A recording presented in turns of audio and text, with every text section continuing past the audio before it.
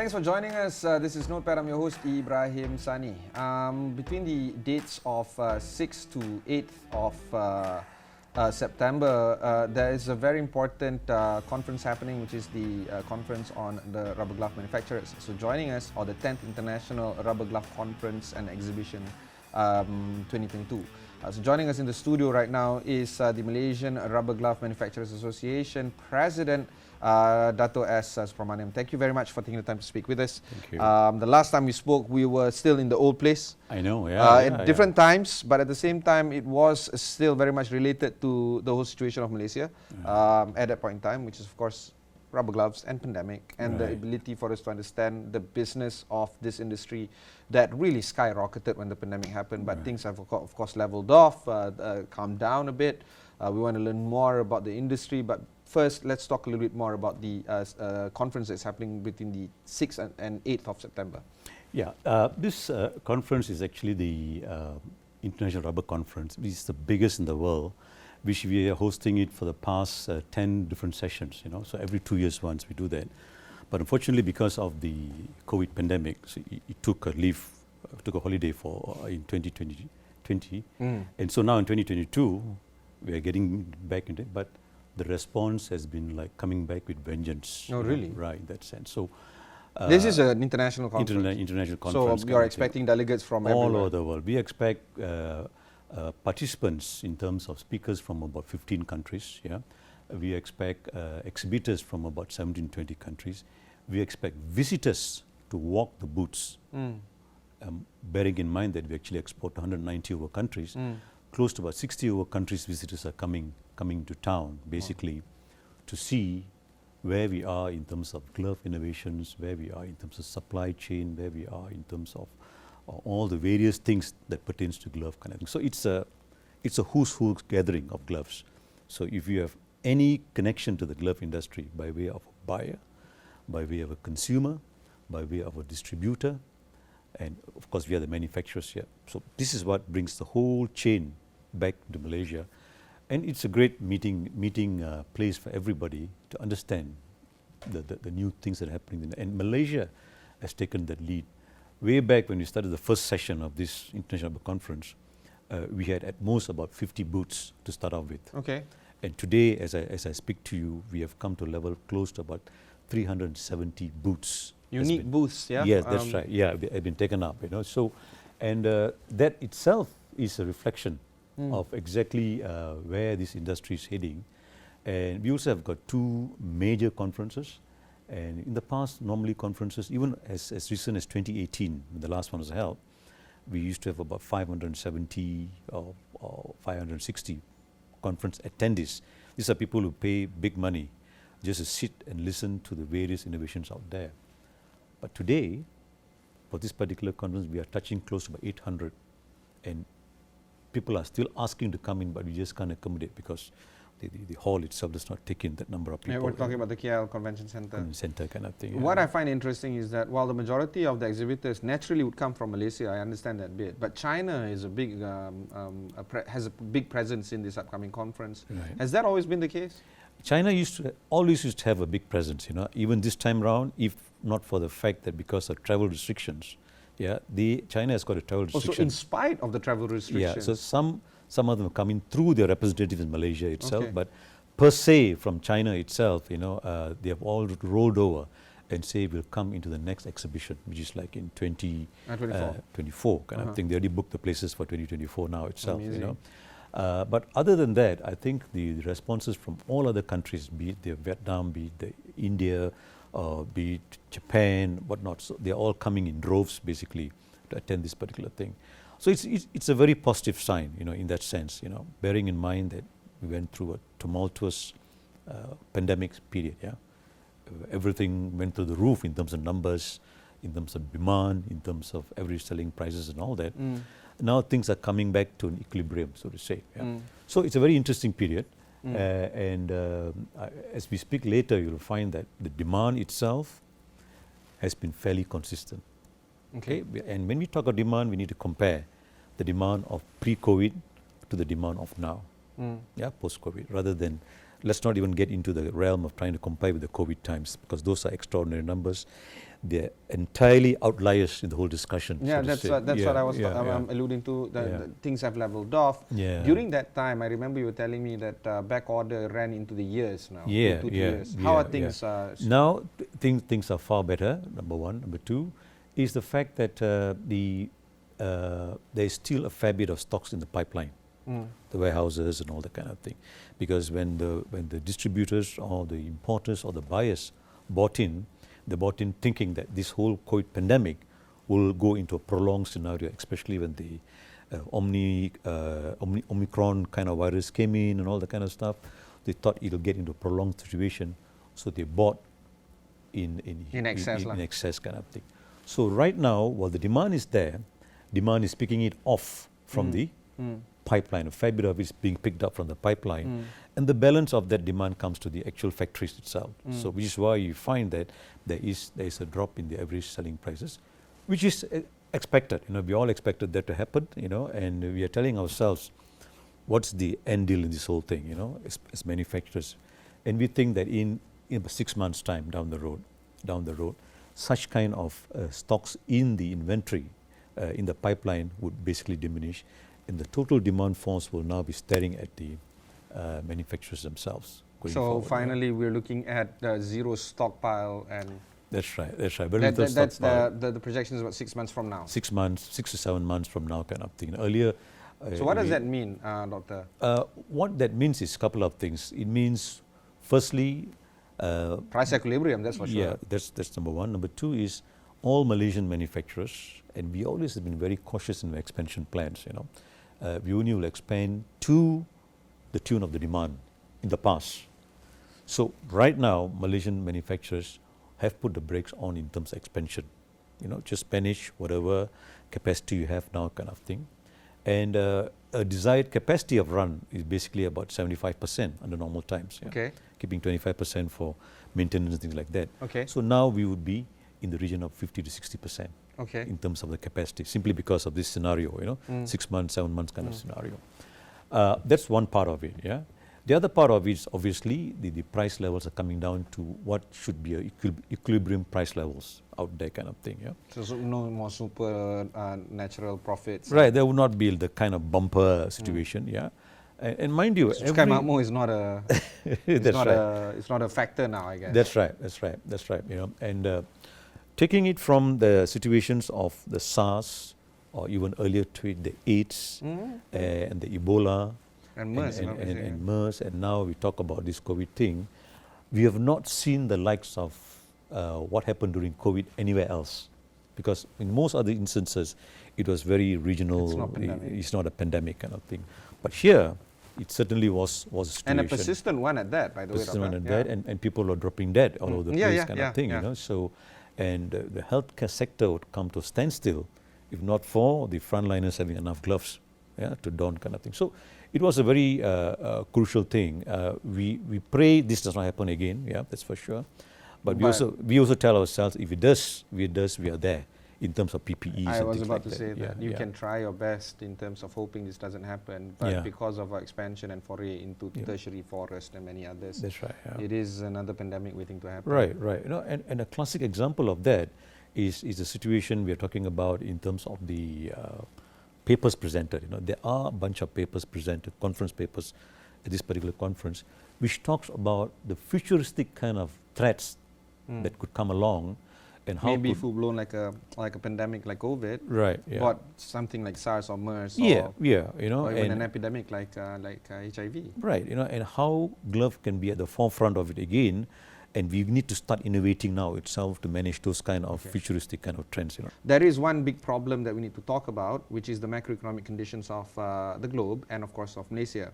The way I look at it is there's three elements here. Number one, the ringgit value, which might be beneficial for you guys, I guess, being an exporter. The second is inflation rate, not just about the input cost of your production, but perhaps other inflation rates that might affect the production business as well.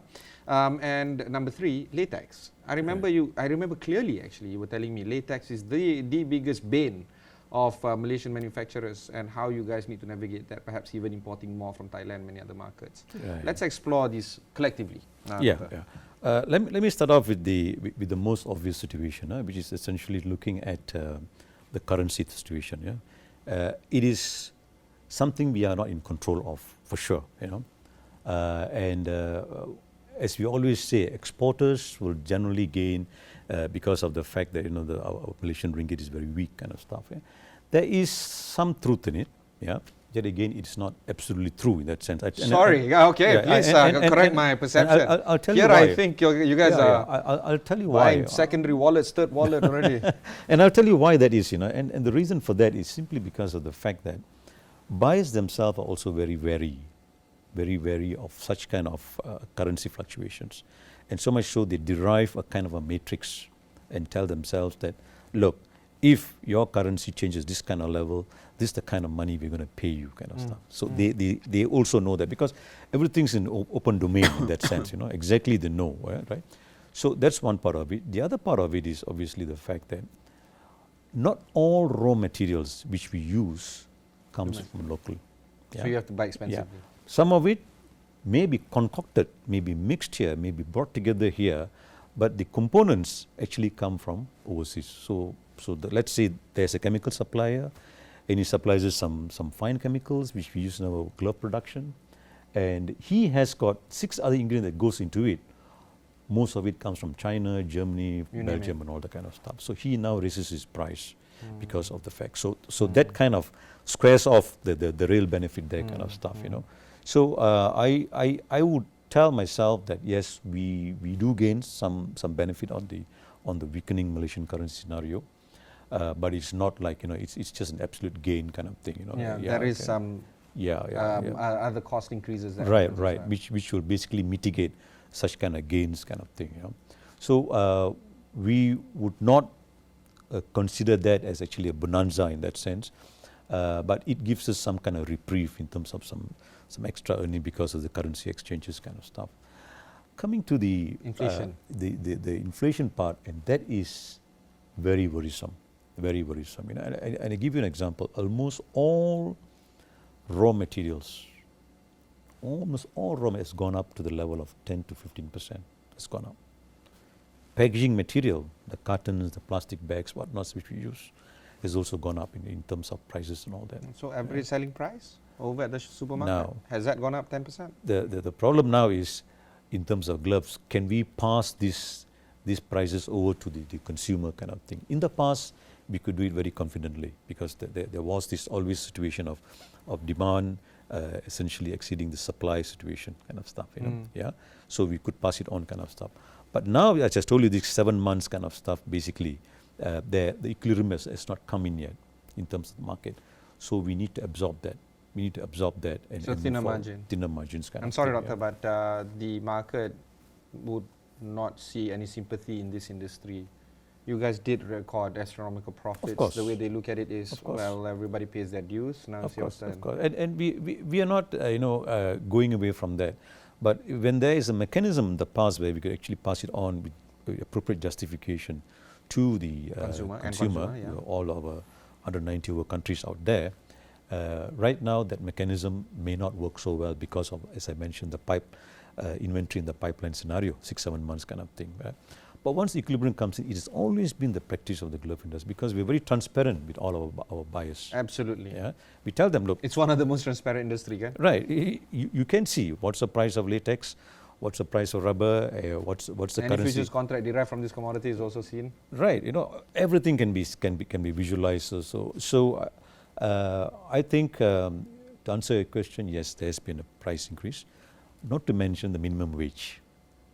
Right, which was has basically gone up, kind of thing. And we immediately embraced it, because we told ourselves, listen, guys, and we told all our members, listen, this is something the government needs to do, and we need to do it also in terms of lifting up the pay scales of our entry point workers, kind of thing. And so we kind of adopted that straight away, kind of stuff. So we did not even put up any protest so far on that. We agreed straight away. Even well before this minimum wage come in, the industry as a whole was already paying higher. What about the labor notion? The US CBP, or Customs Border Patrol, keeps on highlighting that MARGMA members are not complying with international labor organization practices. Right. That's opening up another chapter by itself, you know. And I'll tell you what really happened in that scenarios. Almost all foreign workers come to Malaysia, not so far only for the glove industry, you know. In general. And for the matter, the glove industry only employs less than 1% of all the foreign workers in the country. That's 1%. You know? You guys seem to be like but then we are on the rock star here. We are on the highlight. You know why? Yeah. You know why? Because we have a footprint in 190 countries. We are one of the rare industry that places our product. So all the spotlight's on you. That 1%. Right. You know. So we are all over the world, about 190 over countries, and so we are on the spotlight. Or fair enough. So our visibility is very high in that sense. You know. So the guys are looking at us and asking us, what's happening here? Now, there's one clause, if you look at the ILO 11 indicators in terms of forced labor, there's one of the indicators talks about a debt bondage. Debt bondage is where the worker is working. He's working. Why is he working? He's working to settle a debt back home. Servitude. Right, servitude kind of thing. Yeah. Now, the problem is this. Almost all workers, because they like to come to work in Malaysia, you know, because Malaysia is a very, very friendly nation, comfortable environment, they like to come to work in Malaysia, be it any industry for the matter. Glove is one of them. So when they come over here, they borrowed some money and paid agents, the sub-agents, and the sub-agents in the village and so forth, a bunch of money, and they come over here and they start working. And now that the focus is on forced labor, especially Malaysia being in tier 2, tier 3 kind of scenario, you know, there was so much tier 3 now, yeah. So the focus on that, and the audit actually picked up this kind of situations. You know, our customers are asking, listen, there are workers out there who say they owe money, that's why they're working. That becomes debt bondage. Hence, it's one of those fits the paradigm of forced labor. You know, so a couple of us were caught on that. You know, altogether 6 of us were caught on six of them were nailed on that, of which 2 of them did the right thing, came out. The other 4 was working very well on that to come out with. All others have fall in line very nicely. We got 75 members, mind you. Yeah, so we are talking about. Again, I thought everyone is in it. No. You know, that kind of perception. Pardon me. But that's the kind of perception. This is the perception, you know, basically, you know. So we were 75 members, of which 6 of them were actually nailed for this. 2 of them did the right thing, and they were out of it. Yeah. And then another 4 of them have done all the work at the very advanced stages of basically talking back to CBP to ask them to remove this WRO kind of stuff. And what does it entail? It entails bringing in third-party auditors to your particular place who go through a very meticulous checklist and do all the stuff and prepare a report, and the report goes to CBP and they look at it kind of stuff. So that work is going on. But the point is this, you know, debt bondage is everywhere for the matter. So long as the workers are still owe money, it is there. But we as an industry, what did we do? We could have done 2 things. We could have started talking and saying that, argue till the cows come home, to say that, look, we did not benefit from that particular amount of money. It was the agents and the sub-agents who actually conned these workers kind of stuff, you know. We looked at it very systematically. The other thing that you think the industry could have done better? Yeah, and so what we did was, immediately we say, okay, let's set it correct. Whatever amount of money these workers owe in the past, and they're working for you, we will pay it up to them. Yeah. And we did that. Yeah. And we did that exercise on remediation. Not just doing it, but also declaring that you did it and auditing that you did it to the respective authorities to make sure everything checks out. That's right. So we say, let's remediate and bring it back to level 1 again, clean slate again. And going forward from now onwards, we then embraced something known as zero cost recruitment. So we are telling, okay, you got to fly in here, you got to pay some agency fees there, declare it to us now itself. How much is it? So that you do not fall into that trap of the CBP. Now we will, so long as you say it's about going to be 8,000 to 9,000 ringgit, or for example, you declare it to us openly with substantiation, we would pay it. So that's called zero recruitment fee kind of exercise, which we immediately embraced at that point in time. So that will put debt bondage on the back burner from now onwards. There will not be any more, because now the worker is coming in debt free into the country, you know, kind of thing. The latex issue, Doctor. I know you don't like talking about this, but unfortunately I have to bring. I tell you, Ibrahim, I must tell you. At least for the foreign labour issue, you have an answer. But this one, honestly, what's the story here? I'll tell you something. Close to about 35 to 40% of all gloves made are actually natural rubber gloves, which comes from the latex, made from the latex of the rubber trees. We have sufficient rubber trees in this country to produce the kind of latex which we use in the industry. However, the type of latex or the type of rubber that comes off the tree is not the type that's suitable for us to use. It could either be a kaplam, which is solid, or it could be liquid, which can be used in the glove industry kind of thing. Unfortunately, because of the way the mechanism works in this country, we find there's not enough liquid latex or field latex coming off these trees, right? It's all the solid rubber that's coming off the trees, which goes for other product manufacture. I remember my grandma was the rubber tapper that did the liquid latex. There you go. And I'll tell you why that is very difficult, because you got to go twice. First you tap, next you go collect. Yeah, that's right. There's in two the trips. morning, after before she prays subuh. There you are. I remember these stories lah. I mean, I wasn't around, but that's right. Yeah. So she had to brave snakes and you name it. That's right, all kinds of things. But it's a tough situation, situation. But as it was the practice in the past, because of the aging profile of smallholders, and they became pop and mom owners of smallholders, while the children went off to work elsewhere, they didn't find the appeal to do it kind of thing. Yeah. Yeah, he wasn't a rubber tapper. Right. So what happens then is, these people are very aged, they still own the smallholding, they have the rubber trees, they do not indulge into the whole thing at all, They feel when they have energy, they go out and tap something. Oh, okay. Yeah. So this is a problem we have. Yeah. So what do we do then? We need to stem the situation of making sure that all gloves does not get converted into synthetics. Yeah, because what's Malaysia's strength? It is the natural rubber. It has been our inherent and our natural strength kind of thing.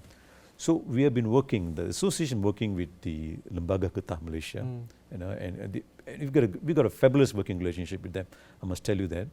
But also there needs to be some degree of visionary political will to move this whole thing from where we are in terms of producing kaplam or solid rubber to a situation where we are actually producing liquid. Are all these items going to be discussed in the conference that's going to happen? It is. From the ILO story, from the absolutely, latex, absolutely. And of course the last part, which is the innovation part. So, of course. So where do we look at the innovation in terms of the rubber glove? If you look at it, gloves itself is two types. I told you, the synthetics and the natural, right?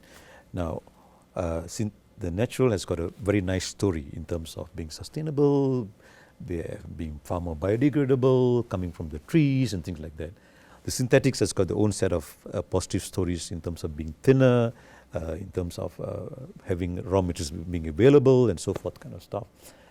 So we need to strike a balance. And the innovation we talk about in terms of this particular conference applies to both simultaneously. Give you an example. We are talking about how can we make sure that our gloves itself gets into the recover economy or recycle economy. Okay. Yeah. Bearing in mind that in every single second, somewhere in the world, 13,500 pieces of gloves are being used every single second. Where does it go? Are we going to go the same path as what plastics has gone in terms of having a very bad name or biodegradability, hundreds of years, that kind of stuff? We don't want to go that path. So we are being very careful about it. And so a lot of innovation has gone on to produce biodegradable gloves, which then can be put into the soil and it just biodegrades off. Now the next question arises, when it biodegrades, when it micronizes and gets into the water stream, are we adding any chemicals to it? So the question now, we start making gloves with additives that are bio-based, green additives kind of thing. So that's another innovation that's going on. It's a paper on that specifically, a paper on biodegradability specifically, which talks about how to make the gloves more biodegradable. And there's also a paper looking at how do we now, if we do not want to put it in landfill, the other alternative is put it in incinerator.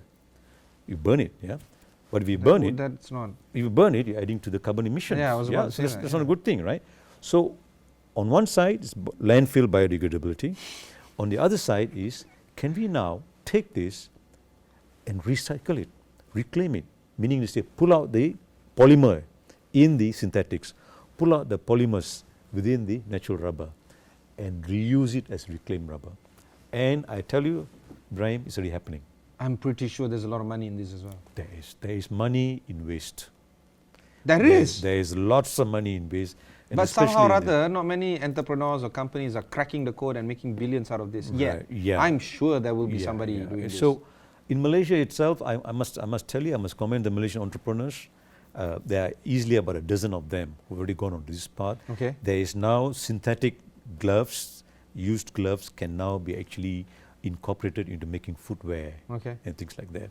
And there is now natural rubber, used waste material that can now be reclaimed by a chemical process or by a physical process and being used to make green tires and so forth. So that's already happening now. So these two avenues in terms of a recover economy on one side and biodegradability on the other side is going to score the kind of points which we need to score, because at some point in time in the future it all falls squarely into ESG. Yeah, definitely. And the Western guys or buyers are going to ask, they're going to ask us straight away, you know, what's the ESG scoring or whatever. What are you doing about this? You know, are you still burning it in the incinerators, kind of stuff. So we have started work on that, maybe going back about 4 years back, and a lot of strides. And this conference is actually going to look at many papers being presented on that particular front, you know, and it is really going to score the necessary kind of points in terms of being a very conscious ESG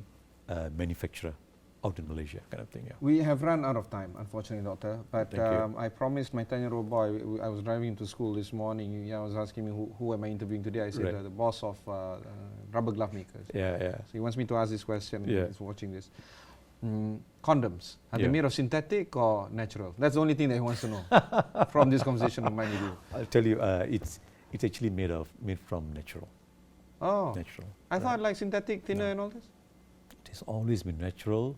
The only thing about the condom manufacturer versus the particular rubber glove manufacturer is condom manufacturer hardly any additives in it. It's made of pure latex.